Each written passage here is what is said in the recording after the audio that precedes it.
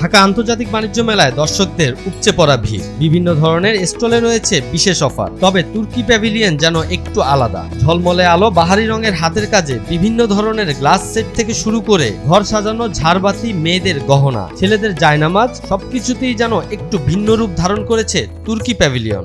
এটা হলো তুর্কি প্যাভিলিয়ন, এটা হলো বাইরের জিনিস। এটা লাইটের দাম, এটা সবসময় চলে বেশি। আমরা প্রতি বছরে আসি, এখানে এসে মনে করেন আগে হতো ঢাকায়, এখন হইতেছে কাঞ্চন।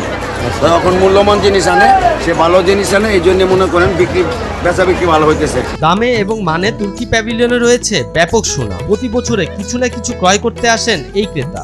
আমি গতবার এই মালাটা নিয়েছিলাম, খুব ভালো লাগছে আমার কাছে। আমি তার আগের বছর ওরা আসেনি, তার আগের বছরে নিয়েছিলাম, খুবই ভালো। আমার মেয়ে এটাই মিস করতেছে যে মা যত কষ্টই হোক তুমি যাও, আমাকে এটা নিয়ে এসে দিও। বিদেশি এই পণ্যের মানে নয়, দামে আপত্তি জানিয়েছেন এই ক্রেতা। দাম হিসাবে অত খারাপ না, মোটামুটি আর কি। অন্যান্য প্রোডাক্টগুলো একটু তুলনামূলক বেশি, কিন্তু ছোট জিনিসগুলো ঠিক আছে, রিজনেবল। তুর্কি প্যাভিলিয়নে দর্শকদের নজর কেড়েছে একটু আলাদাভাবে। কিছু না কিনতে পারলে মানুষ একটিবার হলেও প্যাভিলিয়নটি ঘুরে দেখছেন। এই স্টোরটা একটু আনকমন, সবকিছু আছে, লাইটিং গুলো সুন্দর। তারপরে যেহেতু তুর্কির স্টোর, সবকিছু একটু আনকমন, এই জন্য ঘুরে ঘুরে দেখতেছি, ভালো লাগে। কিছু কিনেছেন কিনা? না, এখনো কিছু কিনি নাই, দেখতেছি, ভালো লাগে কিনবো। দামে কেমন? দাম একটু বেশি তো হবে, যেহেতু বাইরের স্টোর।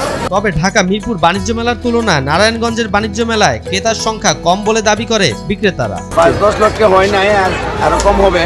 আজকে হইতে পারে, কিন্তু অন্য দিন কম।